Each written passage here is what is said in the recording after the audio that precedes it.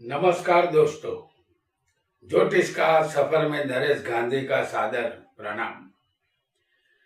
यह हमारा 216वां एपिसोड है जिसका नाम है जादुई रत्नों का संसार।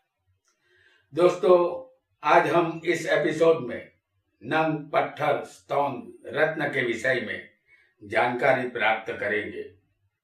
ये रत्न आप अगर अपनी कुंडली के मुताबिक पहनते हैं तो उसका भरपूर लाभ उठा सकते हैं। कभी भी चंद्र राशि से कोई भी रत्न धारण नहीं करना चाहिए। हमेशा लग्न के मुताबिक ही रत्न पहनना चाहिए। यहाँ आपके मन में ये सवाल उठ सकता है, क्या रत्न हमारे शरीर पर असर करते हैं? इसका जवाब है हाँ, यह रत्न बिल्कुल असर करते हैं। उदाहरण हम मोबाइल का लेते हैं। ये एक यंत्र है, हम मोबाइल से देश विदेश में बात कर लेते हैं, लेकिन इसके तरंग या वेवलेंथ को हम देख नहीं पाते, फिर भी हमारी बात हो जाती है। उसी तरह आकाश में घूमने वाले ग्रहों की रश्मियां हमें दिखाई नहीं देती, लेकिन हमने जो रत्न पहना होता है वह एक एंटेना है।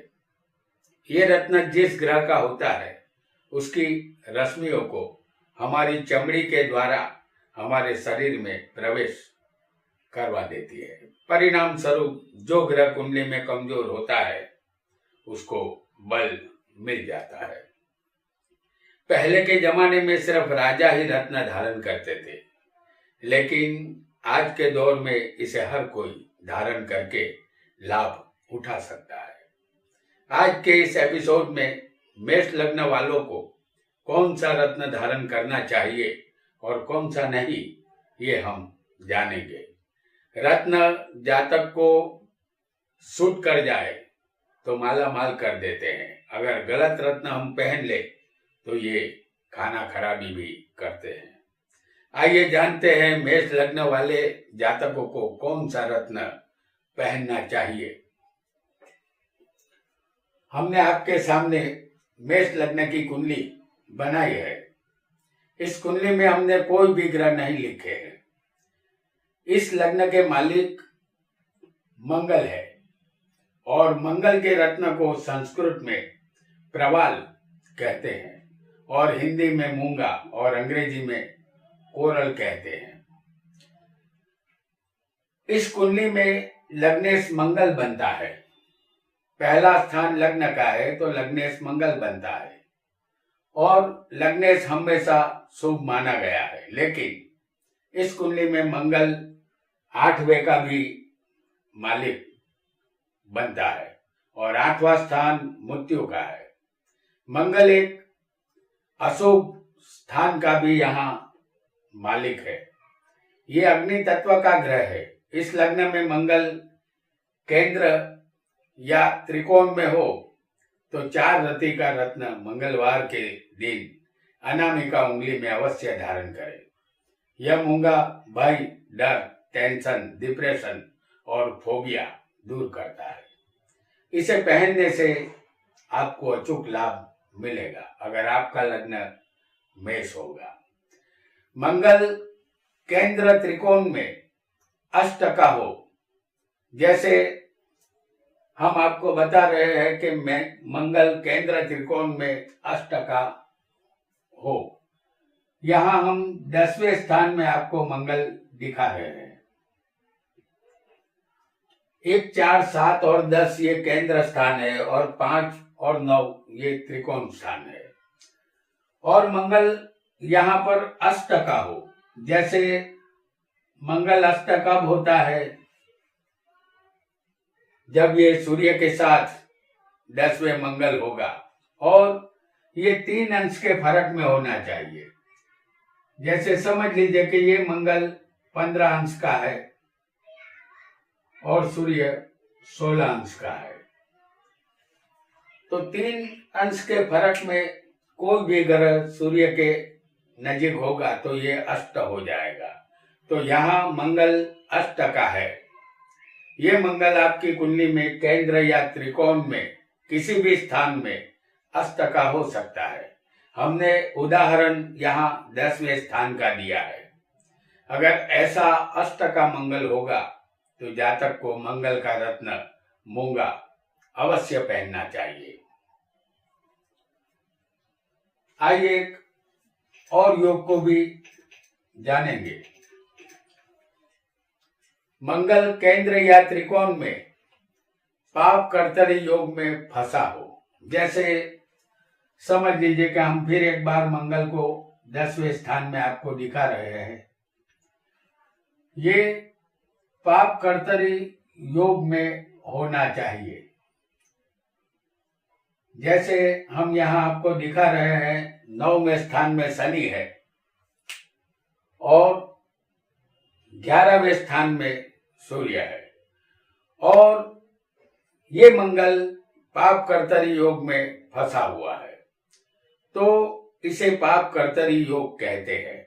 ऐसा मंगल होने पर आपको मंगल का रत्न मूंगा अचूक धारण करना चाहिए। इससे मंगल बलवान होगा और लाभ मिलेगा, क्योंकि दो पापी ग्रहों के बीच में आने से ये मंगल फंस चुका है। तो इसको बलवान करेंगे तभी आपको मंगल सही फल देना शुरू कर देगा। आइए एक और योग को भी जानेंगे। अब यहाँ लग्नेश के विषय में हम जान चुके हैं, तो ऐसा योग होने पर मंगल अष्टका हो या पाप कर्तरी में फंसा हो तो आप मंगल का रत्न धारण कर सकते हैं। अब इस कुंडली में वृषभ राशि को हम लेंगे। दूसरे स्थान में वृषभ राशि है, इसके मालिक है शुक्र। ये मंगल के मित्र नहीं है, शत्रु है। ये दूसरे और 7वें के मालिक बने हैं। तो दूसरा स्थान धन का है और 7वां स्थान पत्नी का है। ये दोनों स्थान मारक है। मेष लग्न वाले जातक को शुक्र का रत्न डायमंड या ओपल धारण नहीं करना चाहिए, अन्यथा ये शुक्र मारक होने की वजह से आपकी तबीयत बिगाड़ सकता है। धन संबंधित परेशानियों का सामना यहाँ करना पड़ सकता है और शादी में रुकावट भी आ सकती है, या शादी हो चुकी हो तो पति पत्नी के रिश्ते में दरार पैदा हो सकती है। मेष लग्न वाले को शुक्र का रत्न धारण नहीं करना चाहिए। अब जानेंगे एक और राशि जो तीसरे स्थान में आती है, मिथुन राशि, और छठा स्थान जो है कन्या राशि का है और छठे में कन्या राशि है। तीसरा स्थान पराक्रम और भाई बहन का है और छठा स्थान रोग, शत्रु और कर्ज का है। इस राशि के मालिक है बुध और ये बुध मंगल के मित्र नहीं है, शत्रु है। और तीसरा और छठा स्थान त्रिसदाई है। बुध का रत्न पन्ना है। बुध मंगल के शत्रु है, इसलिए मेष लग्न वाले को पन्ना धारण नहीं करना चाहिए, अन्यथा जातक के पराक्रम में कमी आएगी। और बुध रोग और कर्ज और चोट का मालिक होने की वजह से नित नए रोगों का सामना जातक को करना पड़ सकता है। कर्ज बढ़ता जाएगा। इस कुंडली के जातक को बुध का रत्न पन्ना कभी भी धारण नहीं करना चाहिए। आइए जानते हैं चौथे स्थान में कर्क राशि है। मेष लग्न में चौथे स्थान का मालिक चंद्र है। चंद्र हमारा मन और माता है। चौथा स्थान माता का होता है। ये एक शुभ ग्रह है। चौथा स्थान जमीन, मकान, माता, हर तरह का सुख और हमारे विचारों का उद्भव स्थान है। कुंडली में चंद्र अष्टका हो, यानी कि सूर्य के साथ हो, नीच का हो, वृश्चिक राशि में हो, या चंद्र पाप ग्रहों के साथ हो, या चंद्र दो पापी ग्रहों के बीच फंसा हो या चंद्र केमेंद्र योग में हो तो चंद्र का रत्न मोती अवश्य धारण करना चाहिए। इससे जातक का मनोबल बढ़ेगा और जातक को मानसिक शांति, स्थावर मिल्कियत और वाहन सुख मिलेगा। माता के साथ संबंध अच्छे और मधुर रहेंगे। सबसे पहले जानेंगे कि कुंडली में चंद्र पाप ग्रह के साथ किसी भी स्थान में बैठा हो तो जातक को चंद्र पहनना चाहिए। चंद्र का रत्न मोती है। जैसे हम आपको बता देते हैं कि चंद्र चौथे स्थान में है और किसी भी पाप ग्रह के साथ अगर ये बैठा हो, जैसे हम आपको दिखा रहे हैं सूर्य को, चंद्र पाप ग्रह के साथ किसी भी स्थान में बैठा हो तो जातक को चंद्र पहनना चाहिए। चंद्र का रत्न है मोती। चंद्र कुंडली में अगर किसी को वृश्चिक राशि में बैठा हो तो ये चंद्र अष्टम स्थान में है, वृश्चिक में है और 8वें है। तो वृश्चिक राशि में ये चंद्र नीच का होता है, तब जातक चंद्र का मोती धारण कर सकता है। और अगर चंद्र सूर्य के साथ हो किसी भी स्थान में तो जैसे हम आपको बता रहे हैं कि चंद्र यहाँ लग्न में सूर्य के साथ है तो ये चंद्र कमजोर माना जाएगा, क्योंकि सूर्य से 72 अंश दूर चंद्र हो तभी चंद्र बलवान होता है। तो सूर्य चंद्र की युति वाला चंद्र कमजोर है। यहाँ जातक को चंद्र का मोती धारण करके चंद्र को बलवान करना चाहिए। और अगर चंद्र पाप कर्तरी योग में फंसा हो, जैसे समझ लीजिए कि किसी को 10वें स्थान में चंद्र है और 11वें स्थान में शनि हो और राहु 9वें स्थान में हो तो ये चंद्र पीड़ित होता है। तो ऐसे जातक को चंद्र का मोती अचूक धारण करना चाहिए, क्योंकि ये चंद्र पाप कर्तरी योग में फंसा है। मेष लग्न की इस कुंडली में चंद्र मंगल के परम मित्र होते हैं।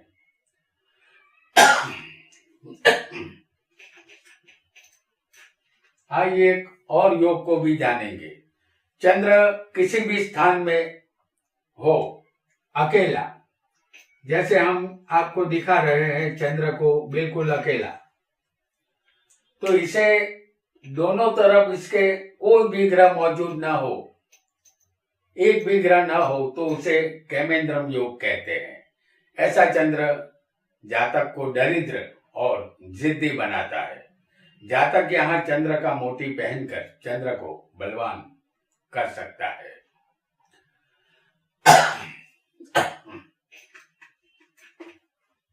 और अब जानेंगे पंचम स्थान को। मेष लग्न की कुंडली में 5वें स्थान में से राशि आएगी। इस राशि के मालिक सूर्य है, जो मंगल के मित्र है। इस लग्न में सूर्य पाचन शक्ति बढ़ाता है, तेजस्वी बनाता है, शेयर बाजार, सत्ता और प्रेम में सफलता देता है। तो अगर ये सूर्य किसी को 6, 8, 12वें हो, ये सूर्य हम आपको दिखा रहे हैं 6, 8 और 12वें स्थान में, तो किसी को सूर्य 6, 8, 12वें हो तो माने नहीं पहनना चाहिए। और अगर किसी को सूर्य जैसे मकर या कुंभ राशि में हो, यहाँ हम मकर राशि में आपको सूर्य दिखा रहे हैं और कुंभ राशि में भी किसी को सूर्य हो सकता है, तो मकर या कुंभ राशि में अगर ऐसा सूर्य हो तो उनके शत्रु ये शनि की राशि मानी जाएगी। तो जातक को माणिक का रत्न धारण नहीं करना चाहिए।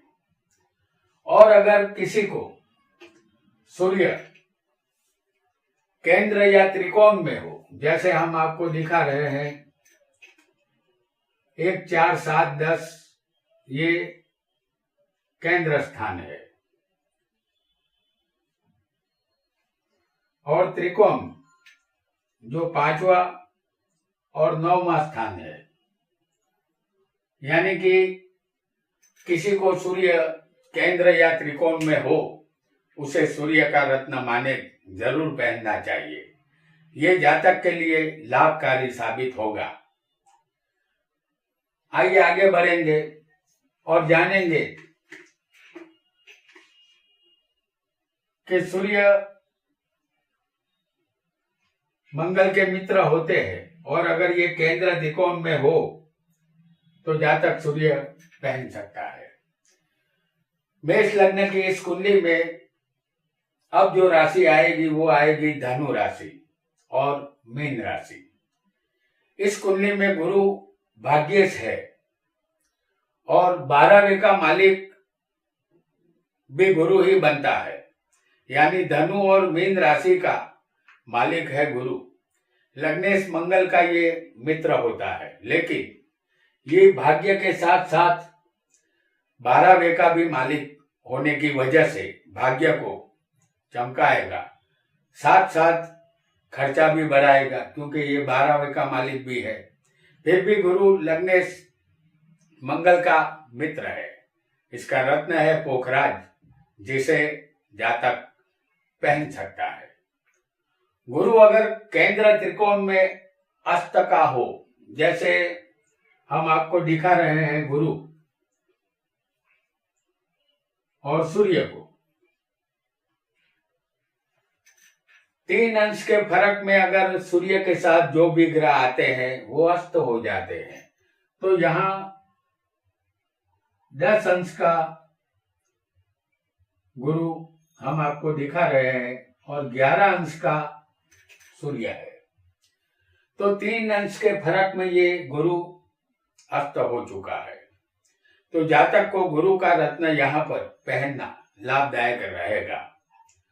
और अगर किसी को गुरु पाप कर्तरी योग में हो, जैसे अष्टम स्थान में सूर्य हो और 10वें स्थान में मंगल हो, तो ये गुरु सूर्य और मंगल जैसे पापी ग्रहों के बीच में फंस चुका है। तो ऐसा गुरु हो तो ये अच्छी बात नहीं होती है। इसमें गुरु का काम है रिश्ता लाना, तो यहाँ शादी में विलंब होता है या शादी के बाद संतान में भी बाधा आती है, क्योंकि ये गुरु संतान देने का भी काम करते हैं। तो यहाँ जातक अगर पोखराज का रत्न धारण करता है तो ये अच्छी बात रहेगी, क्योंकि गुरु का रत्न पोखराज भाग्य को जगाता है। तो ये जातक अगर इस तरह 2 पापी ग्रहों के बीच में गुरु फंसा हो तो जातक पोखराज का रत्न धारण कर सकता है। आइए एक और योग को भी जानेंगे। इस मेष लग्न में मकर और कुंभ राशि के मालिक शनि है। इस कुंडली में शनि कर्म और लाभ स्थान के मालिक है, कर्म और लाभ। और ये शनि मंगल के मित्र नहीं है, शत्रु है। शनि का रत्न नीलम है, जो कभी भी धारण नहीं करना चाहिए, क्योंकि शनि दुख, गरीबी और मृत्यु के कारक है। इस मेष लग्न की कुंडली के लिए शनि का रत्न नीलम अशुभ है, जो कभी धारण नहीं करना चाहिए, क्योंकि शनि हमेशा दुख ही देते हैं और ये लग्नेश के मित्र नहीं है।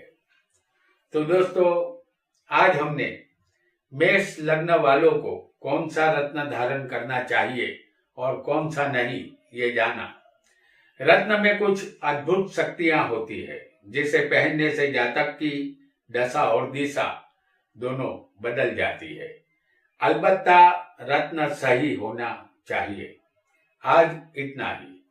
आपका बहुत बहुत धन्यवाद।